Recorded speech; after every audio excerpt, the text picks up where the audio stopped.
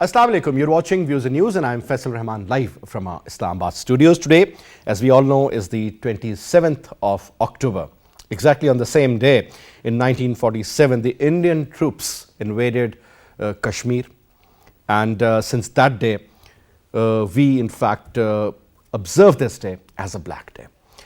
Many precious lives were lost, and even now, after almost 70-75 years have passed, but when you talk about the illegal Indian occupation in the Kashmir and the valley side, this brutality is still going on. The trigger-happy Indian military, the way they are killing, kidnapping and torturing the youth in particular, I would say, of Kashmir, it's unbelievable. More than 100,000 people have lost their lives. I would say many dozens of thousands of people, they have vanished. Where are they? They've been killed, or either they have been detained in various jails. Now, the interesting part is that whatever the Muslim community has said, or whatever is the stance of Pakistan and the people of Kashmir, we only believe that it's an indigenous movement. And this is the right to self-determination by the people of Kashmir. But unfortunately, this is something which is not recognized by the Indians. Rather, they have introduced such draconian laws out there through which they can just pick up anyone and anybody, and they would make sure that serious charges are framed against us. Anti-terror charges, which are not even bailable. Look at the recent example when Pakistan won against India. In the cricket match, it was just a mere game, but those all who celebrated for the victory of Pakistan in Kashmir, and not only in Kashmir, all these Kashmiris all over India, in various universities as students, they have been booked. Now, this is what has been going on for the last 75 years, and unfortunately, the world community seems to be not looking at it. They do talk about human rights.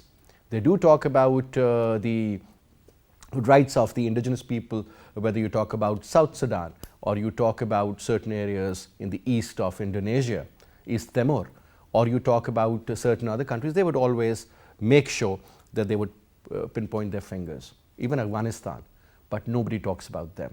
That is the largest living camp or a hell for the Kashmiris. Almost 90 lakh Kashmiris are detained there. Almost 1 million Indian forces have been deployed, the maximum or the most densely populated in terms of military siege. That is what it is all about. But before I introduce you to our panelists, our production team has prepared a report. Let's watch that first. 27th October 2021 marks 75th anniversary of Indian forces' illegal invasion on the disputed Jammu and Kashmir state back in 1947. Since then, the tradition of subjugating, oppressing and terrorizing the innocent Kashmiris is being religiously followed by the Indian illegal occupiers. The whole international community is witnessing the traditional brutality of India since its August 5th, 2019's unilateral and illegal action of annexing the Indian illegally occupied Jammu and Kashmir, and since then, for 8-15 days, Kashmiris are under military siege and media blackout and several other restrictions. Kashmiris and Muslims all over the world are observing this Black Day through conducting rallies and seminars to express their unwavering support and complete solidarity with the people of Indian illegally occupied Jammu and Kashmir, who are facing the worst ever human rights violations. For showing his solidarity with the sieged Kashmiris, Prime Minister IMRAN Khan in his message reaffirmed Pakistan's continued support to Kashmiris in their just struggle for the right to self-determination. He also stressed that the world leaders and organizations should play their role in pressing India to stop the human rights violations in Indian illegally occupied Jammu and Kashmir and let the Kashmiris decide their own future in accordance with the United Nations Security Council resolutions. Prime Minister IMRAN Khan reiterated that India is ruled by the RSS ideology, whose extremist worldview has no place for Muslims or other minorities. This was proved by the unilateral and illegal actions of sitting Indian Prime Minister Narendra Modi when he annexed the disputed Indian illegally occupied Jammu and Kashmir state and spurned the United Nations resolutions and the Simla Accord. Now, to talk about this, we have with us in our studio on my right is Imran Jan Saab, who is a senior columnist, writer and an analyst. Thank you so much, Imran Jan, for your time. And we also have with us Dr. AWAIS WASI Sahab, Kashmiri leader. WASI Sahab, pleasure to have you, sir. Thank you so much for your time. And on Skype, we have with us ABID LATIF SINDHU Sahab, who's a senior analyst and also a columnist. Sindhu Sahab, pleasure to have you on the show, sir. Thank you so much. And we have with us Ambassador ASIF Durrani Sahab. He's a senior analyst and a former diplomat. Thank you very much, Durrani Sahab, for your time also, sir. Pleasure to have you on the show. Now, let me start off from you, Imran Jan. Today, we mark the Black Day for Kashmiris, 27th of October. In 1947, we all know, we have read this history, what happened, the way Kashmir was attacked by the Indian forces and they forcefully occupied that territory. Majority Muslim area, sir. We will definitely talk about the current demographic changes or the distribution of domiciles, let me put it this way. But, sir, that fervor, that zeal, that enthusiasm of the Kashmiri people, that indigenous movement is gaining momentum day after day. Let's start off from there. Exactly, it is. And before I get into that, I just, as you mentioned, bringing civilians and issuing domiciles to people, that's one of the major examples of war crimes. You cannot bring your civilian parts into an occupied territory. That's exactly what India is doing now. The reason it's gaining momentum in Kashmir and even in Pakistan is because India's actions, globally and even inside India are raising a lot of alarms, putting a big question mark over India's credibility. There are two reports that I came across in the Washington Post in the last few weeks. One was about how the Indian superstar Shah Rukh Khan, his son is in jail right now under some drug charges.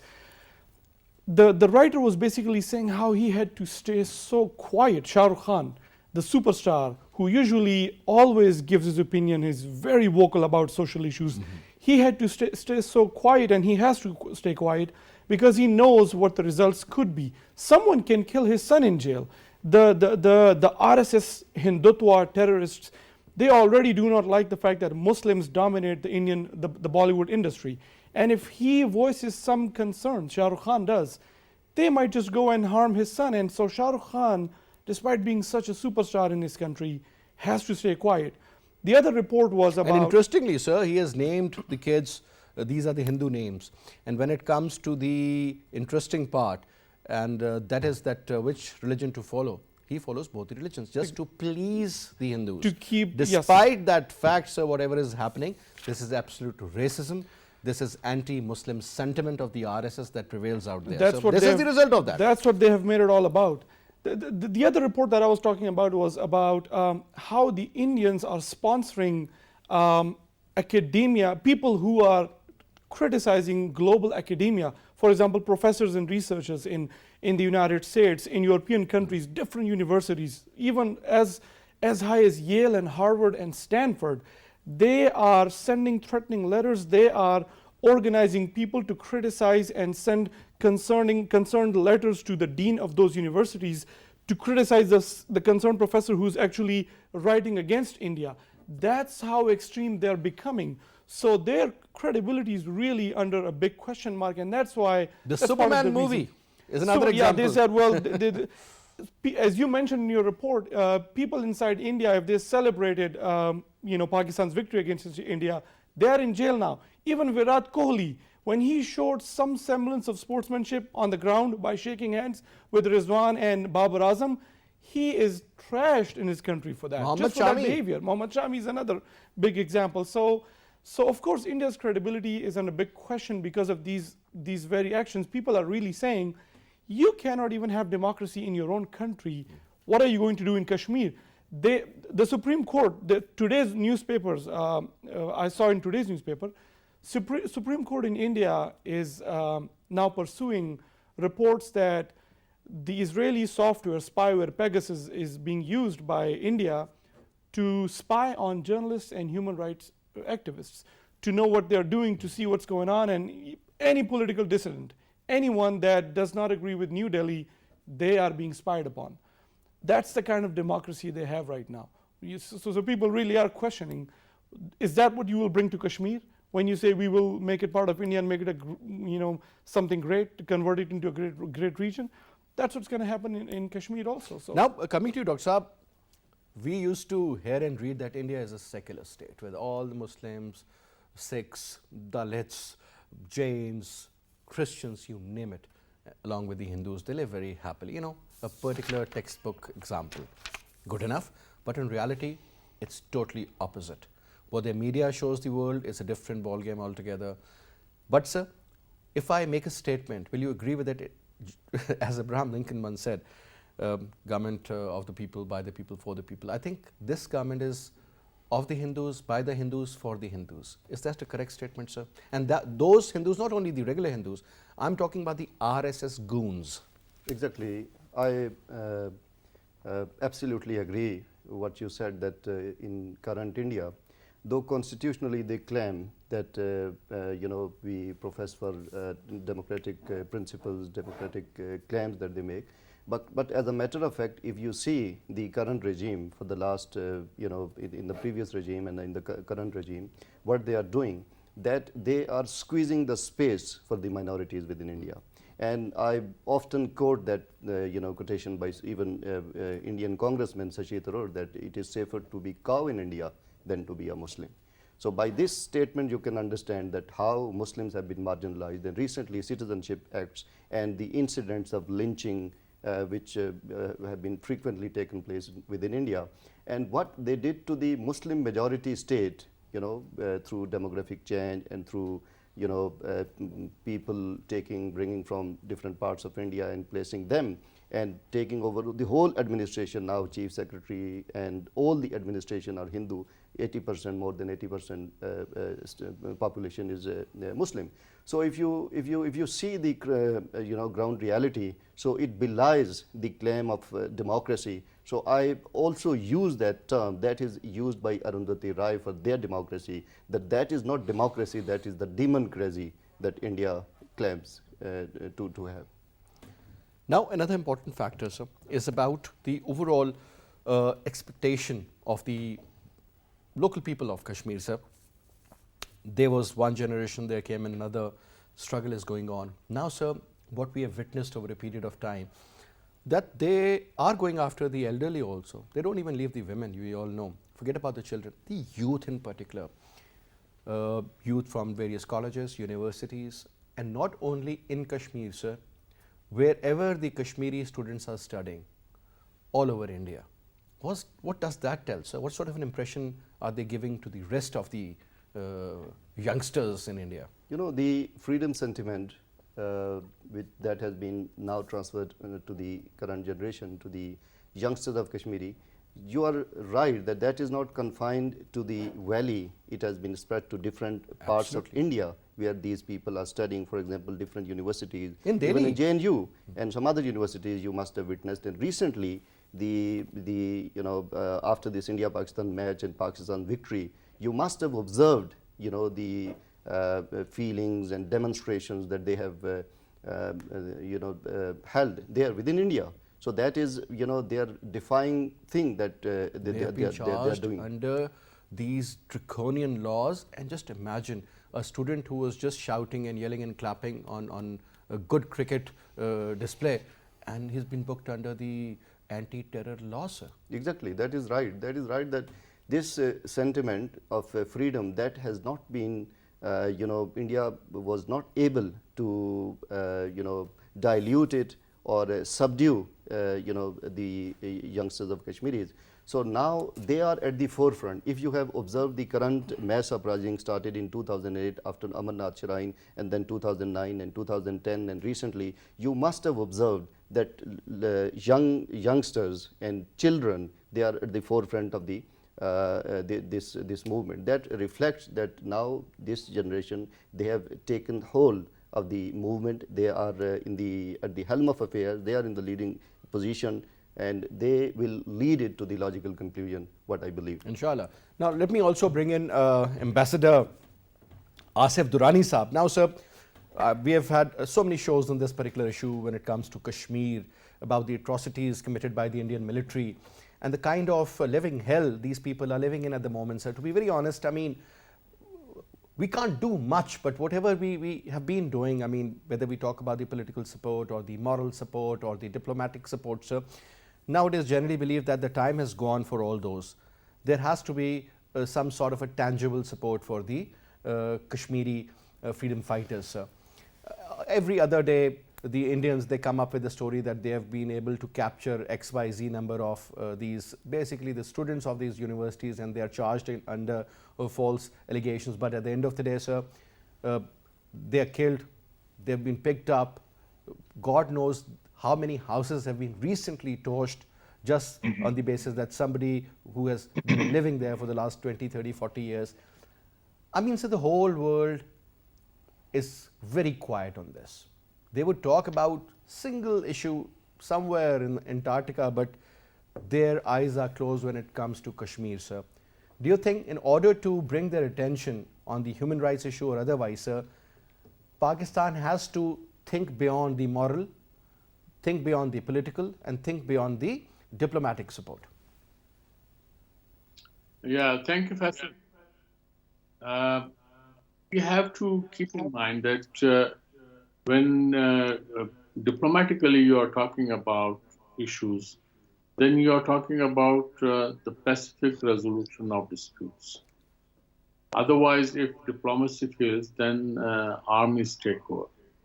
And so therefore, here in this forum, we are talking about the diplomatic aspects of the dispute and how you have been trying to sensitize the world opinion towards the Kashmir cause. And you may have seen the reports that till yesterday, Indian Home Minister Amit Shah was in the occupied Kashmir.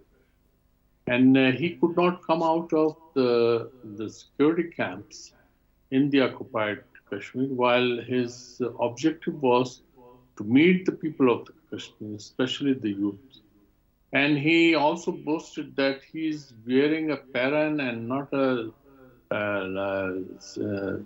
bulletproof jacket, while everyone knew that below the paran he was wearing a bulletproof jacket. And despite August 5th, 2019 action by India, they have not been able to succeed inside the occupied Jammu and Kashmir to step their rate. Rate in a sense that the hatred is almost complete. And this has been very much elaborated in today's Indian Express's editorial, which is worth reading. And they say, despite the fact that Mr. Amit Shah was in the occupied valley, he in fact could only meet the security people. And he was trying to find out that how we can retrieve the situation. So much for whatever you are talking about, the Indian occupation or whatever actions they have taken after the 5th August 2019. And another thing which is very important and we should know, that since August 2019, the kind of international community, especially through the media, they have been sensitized about the Indian atrocities has been unprecedented. So, and I have told you and in your program previously as well, that such movements, in fact, require patience. And I always refer to the Chinese example, that they waited for Macau for almost 400 years. And for the Hong Kong, they waited almost for 150 years. So it is we have to give courage to our own people, the patience. In fact, the patience and perseverance is the name of the game. If we are trying that we will have quick results, then quick results can only, either way, can be achieved through war. And the war is not a solution because both the countries are nuclear powers. So the choice is ours, and I think we need to, in fact, counsel our people that we will continue our struggle. We have not left any forum in the world whereby we have not raised this dispute about Kashmir, whereby we have not raised Indian atrocities against the innocent Kashmiri people, We have also projected the case of half widows about whose husbands we don't know what is their fate, whether they are dead or alive. We have Correct. talked about the pellet gun victims, especially the youth. Almost 500 are completely blind, more than double are partially blind, and then the others are suffering from the pellet injuries. And that is also the worst kind of genocide. Reason being that this is only used for the animals. So they are using the parrot guns against. I mean, instead of using against the animals, they are using against the human beings. They are actually drowning their future in darkness. And this is what we have witnessed, and this is what the world has known.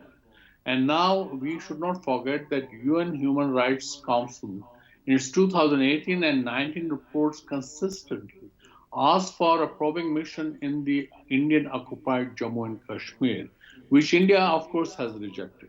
And then we should not forget that the UNMOGIP, United Nations Military Observer Mission in India and Pakistan, is very much there. Indians are not cooperating, but this UNMOGIP is regularly reporting about the Indian atrocities. We have also furnished a dossier about the Indian atrocities, about their way of killing the people, innocent people. So this has been registered, but of course there are certain political expediencies with which the world suffers. But the question is that would that stay on indefinitely? I don't think so. But we have to be patient and we have to persevere. Yes. Patience is the way forward. That's what Asif Durrani Sahab just said. Coming to you, Abid Latif Sindhu Sahab. Now, this word genocide is a very strong word, but unfortunately, sir, it's a reality in the Indian illegally occupied Jammu and Kashmir. When you talk about the pellet gun victims, sir, not on their bodies, on their faces. I mean, it's unbelievable to see. They have been blinded for lifetime. You talk about torture methods. I think they're trying to invent each and every torture method on Kashmiris, especially on the youth. Then you talk about this very unfortunate part, sir, where you're talking about the widows. God knows whether they are widows or their husbands are alive or dead. God knows.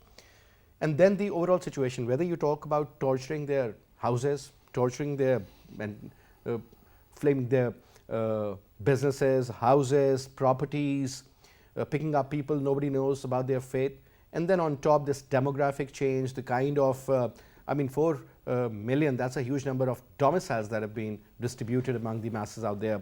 So many non-Muslims have been in fact given land to build their houses, and the properties of the Kashmiri has been snatched away.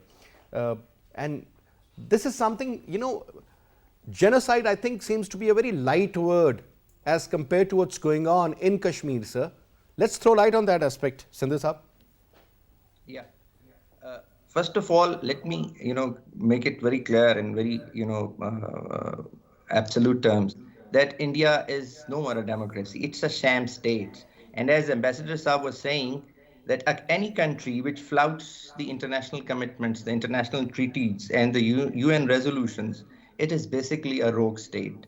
So, because of the RSS agenda and because of moving towards the extreme right and reaching a point where there is no return in terms of the political or sociological manifestation of that, India has become a state which is very difficult to understand the diplomatic norms and the international commitments which it has already made, or which it is going to engage itself into.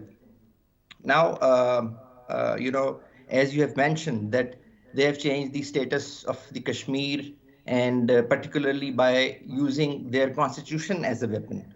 So I think there are two approaches by which we can address the issue of Kashmir, and we have to change our orientation. First of all, we have fought all the wars on the same issue, and we have also, as Ambassador Saab has very rightly mentioned, that we took this Kashmir issue to all the forums and all the fora of international diplomacy, but still nothing has happened. There are 2,600 UN resolutions, and out of those, majority of the resolutions are either on Kashmir or Palestine. Still, both the issues are unsolved and rather more complex than they have to be catered for. And, the first thing which I think the first approach or the change which we have to make is the concept, or I would say the lawfare. In that term, we have to see that India has changed or abrogated the Article 370 of their constitution, and also they have introduced 35 alpha. So 35 alpha is basically the extension of Article 370, in which they have given they have allowed the people outside the Kashmiri origin so that they can buy the property there, and they can also, change the demography, or they can take that initiative by, changing the overall status of the state, which was a Muslim majority state. In the same way, they have also changed the status of Kashmir by declaring it a union territory under the Article 3, whereas they cannot do it. And again, if we take the 7 fundamentals of the Indian constitutions, in which the freedom of liberty, freedom of education, freedom of property, freedom of having the constitutional review, it has all been taken away from the Kashmiri people. So there is a need that we take the issue of Kashmir in this term and make the international audience or the international committee aware of these things, which even India is doing, and changing the legal status of the Kashmir by actually, challenging its own constitution. And the other thing is, that is the narrative which India is trying to play. Today we are talking about the 27th of October, and we are celebrating the Black Day, and we are remembering the day when once the Indian army moved into Kashmir on the behest of Hari Singh, and the extension, when he signed the Treaty of Extension and the Instrument of Extension. So it is very pertinent to note that on 26th, when it is said that the treaty or the extension was signed, Hari Singh was traveling from Srinagar to Jammu, a road of 326 kilometers. So he has never signed any, extension. And again, the Indians on 22nd October, they celebrated the Black Day, and depicting that 22nd October was the day once the tribals, or they call the Kabliwalas from our tribal area, and the local Mujahideens, they moved into Kashmir, and they made the Hari Singh to flee from Srinagar, or to enforce him to make the Kashmiri state a part of Pakistan. Whereas we have to correct this narrativity. Actually, on 15th October, Indian Army already moved into Kashmir, and sensing that, and also the Red Cliff, the Red Cliff Award, in which he has given Gurdaspur to the Indian, thereby giving them the passage to the Kashmir Valley, which was a Muslim majority area. So this triggered a very huge unrest in the valley, which actually resulted into it. So in my opinion, we have to correct two things. Once, we have to approach now the Kashmir in this contemporary era, where international community is not ready to understand, or is not ready to at least adhere to our aspirations. We have to take the legal approach, and that too taking the Indian constitution as the centerpiece of it, and other is the approach historicism, the approach of history, and that too by correcting the narrative. Correct, sir. Now, Imran Jan Saab, couple of points here now. First of all, sir, BJP is not in charge for the first time. Vajpayee Saab, I remember, I think he was a great statesman, as everybody says. A lot of wisdom prevailed, and he was here in Pakistan in the Lahore Declaration, and we thought that things are really going to improve. But sir, deep down somewhere, it's a reality that there is another very strong faction within BJP, that is of RSS, and practically speaking now they are calling the shots. They are controlling each and every decision. And these people are not only dangerous for India or Kashmir or Pakistan, rather I would say for the entire region, because such a regime would definitely lead to an absolute unrest in the region, perhaps could trigger a war. And you're talking about 3 nuclear powers in the region, sir: Pakistan, China and India. So what sort of consequences do you see, sir, if this particular issue is not taken care of and within a given time frame, sir? Behavior like that by India doesn't make it dangerous just for the region. I would say the whole world. Look at Nikki Haley, people like Nikki Haley, people like Fareed Zakaria. These are people of Indian origin.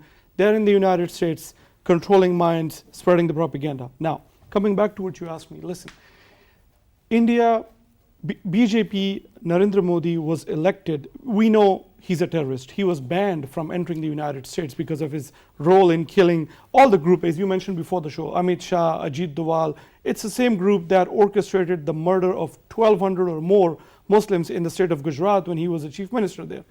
That man was elected to the highest office of the country. The United States removed the ban from him. The most disturbing reality of all of this is he was elected the second time with even a more overwhelming majority. Correct. It's not just Modi, Ajit Doval or Amit Shah. India as a nation entirely has become a mad dog, and you don't talk to a dog. You put it down, you restrain it, you control it. The world doesn't care about diplomacy or legal arguments. Why does the United States need reminders about bad behavior of India or to be told that India is a rogue state? The US is going to look the other way because they have to sell their arms and they have their interests against China in the region. So let's not pursue that path. It sounds ugly, but what Pakistan must absolutely do, what must be the duty of Pakistan is to break down India from within, create small different states like Khalistan, Borderland, Jharkhand and others. Once those small states are created, they will individually not go against Pakistan. Sorry and to not cut you, behave Imran. in a rogue We way. don't have to do it. You They are doing it themselves. Exactly. And we should support them, as Napoleon or who said, if your enemy is making a mistake, don't interrupt him. Let India continue on this path of extremism and craziness and let it be broken down. Pakistan should only help India just break down into pieces, and then this region can be at peace, because those small different states that will be created, inshallah, they will not behave in a crazy way like India is doing now, and India will lose the strength. The United States support is not going to be there all the time. At some point, as we know from history, the US is going to back off once their interests are dead. Not once, in the not region. twice, they've done it every time. Every time it happens. And so that will be the time to go for the kill against India. And I think we should pursue that path, absolutely. Sir, your take on the same point. Yes, as far as this disintegration narrative is concerned, I think that as Ambassador Saab was mentioned, that we should, we are here to discuss the political and intellectual and the aspect of discourse. For example, that within India for the past few years, we have seen that some very sane and intellectual voices coming from within India, and they were saying that but people are asking, people of Kashmir are asking if they want to remain remain independent or self-determination, they must be this right must be given to them. And top of that is Arundhati Roy and ex-editor of Hindustan Times and Ajit Sahi, and there are some other intellectuals that who are from within India. So what we need to do is that we need to create our sport base within India, so that the people within India, they must push to the government that this issue now must be resolved for the greater good of India. If not for Kashmir, that must be resolved for the greater good of India. So I think that must be done. As far as the second thing, that how can we project that cause, I will also pick the idea in advance of Ambassador Saab, that lawfare. But I think that apart from lawfare is important, because we have not been exploited in an exhaustive way. For example, one example that I can quote is that I came across recent an article written by Dr. Ahmed Bilal Sufi, that binding resolutions. Yeah. So in our diplomatic, conversations and seminars, and we have been hearing this thing that these resolutions are not binding, but he proved legally that these resolutions, Are 18 binding. resolutions, they are binding, because there are three parts of these resolutions. Number one was the ceasefire, number two was the demilitarization, and number Withdrawal third of was military, yeah. the plebiscite. So ceasefire took place, and on the action of demilitarization, on the second phase of the demilitarization, controversy emerged, and that has been extensively discussed. Maybe India's- they are India's waiting stubbornness for the by- demographic changes to be done, and then they can opt for plebiscite. You know, that is what we fear. Because if the entire, the total, population, In which is fact- primarily 80-85% Muslim, what if almost 50, 60, 70 In fact, they are lakh people are settled in those areas? Exactly. In fact, they are planning to do so, and they, planned it and executed it in 1947 in Jammu. This is not something new for the valley. This is not something new for J&K, because they have already unfortunately applied, because Jammu was the Muslim majority.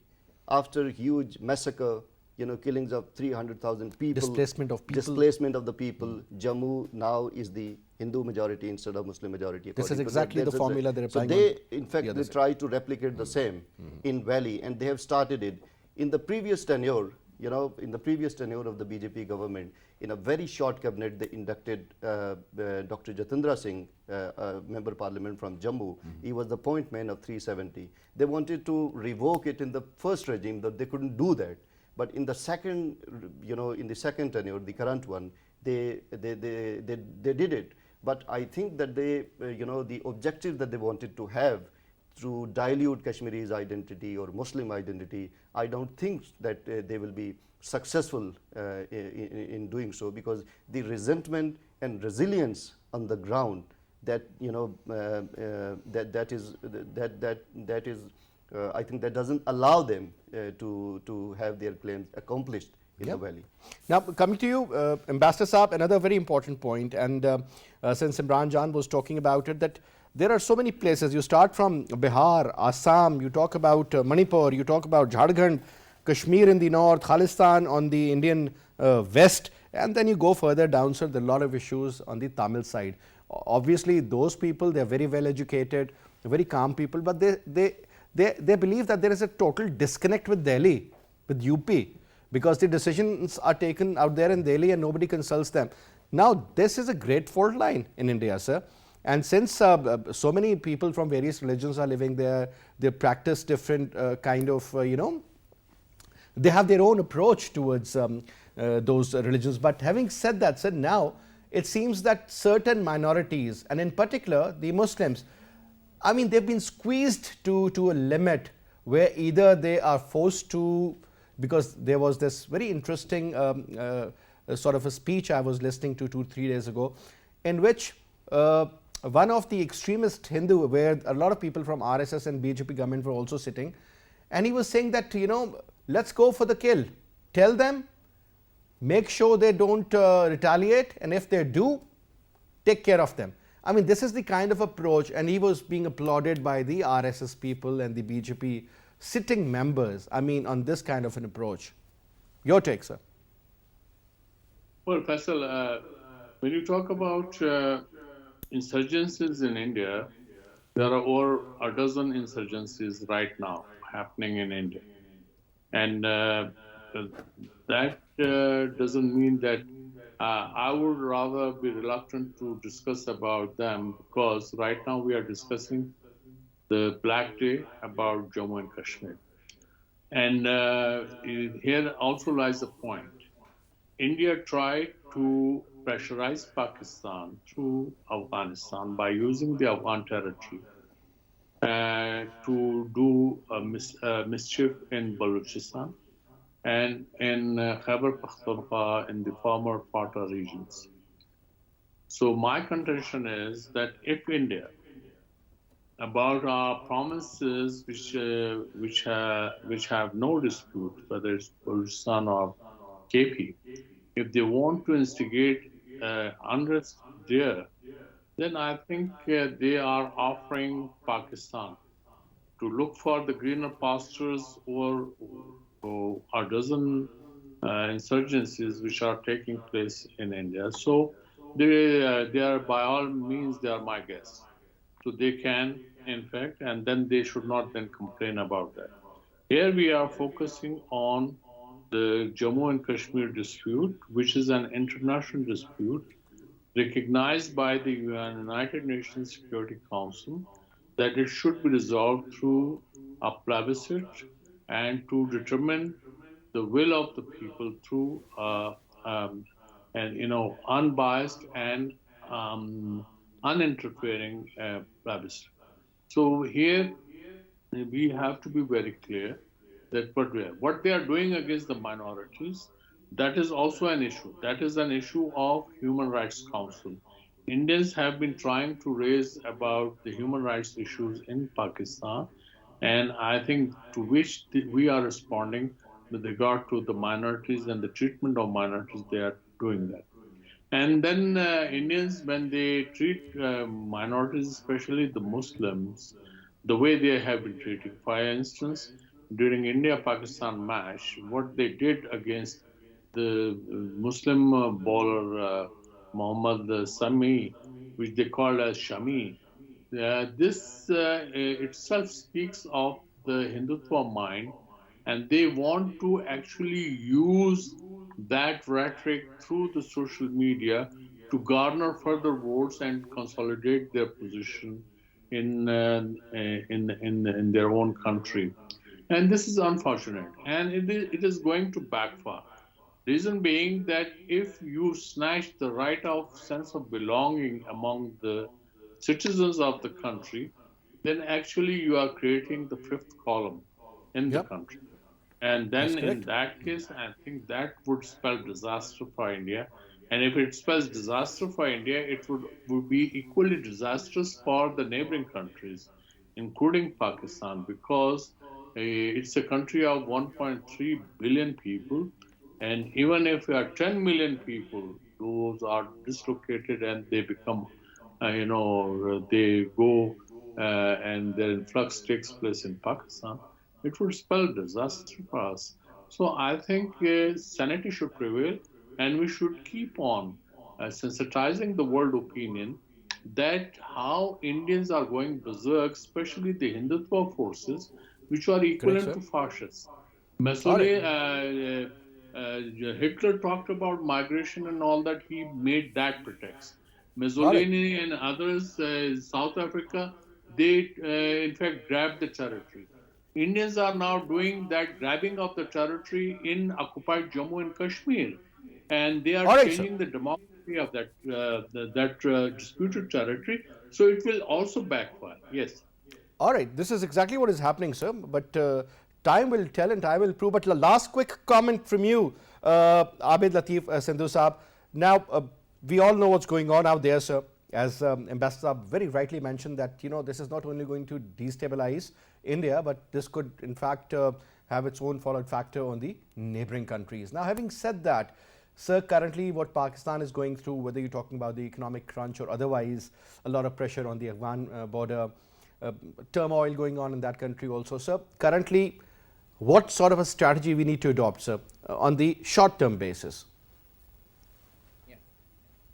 You very rightly said that we cannot, this under this international architecture which is prevailing right now, we cannot afford a country implode and then it has ramification for the neighbors. As far as Pakistan is concerned, I think we very rightly said that Kashmir is an international issue. It is not only the unfinished agenda. It was already declared, accepted, and agreed upon that it's an international issue which has to be decided through self-determination, through the principle of self-determination. And that is another thing that India is trying to change the demographics, because they exactly know that if the time comes and they have to conduct a plebiscite, they will, have the benefit of that. But India is right now trying to propagate that Kashmir is not an international issue, it is a bilateral issue as per the Simla Agreement. And Simla Agreement Article 5 clearly states that Simla Agreement was actually accentuated to have good neighborly relations and easing of the tensions and increasing the economic relationship between the countries. And the Article 5 of similar agreement clearly stated that Kashmir dispute and the issue will be resolved as per the already agreed upon mechanisms and agreements which have been already reached between the countries. So what Pakistan has to take and what Pakistan get its pie to solve this issue or to have in future, or particularly in the coming future, is to concentrate upon its economics, upon its economic health, and also the political stability within the country, so that we can project our stance and our point of view internationally, and also in the fora when the time comes to talk about the Kashmir in the right way. All right, sir. Thank you so much, Sindhu Saab. It was a pleasure having you. Asif, Durrani Saab, Imran Jan Saab, thank you so much for your presence. And Dr. Saab, great to have you also on the show, sir. And that's all we have for this. I'll see you tomorrow at 8:05. Till then, you take good care. Khuda Hafiz.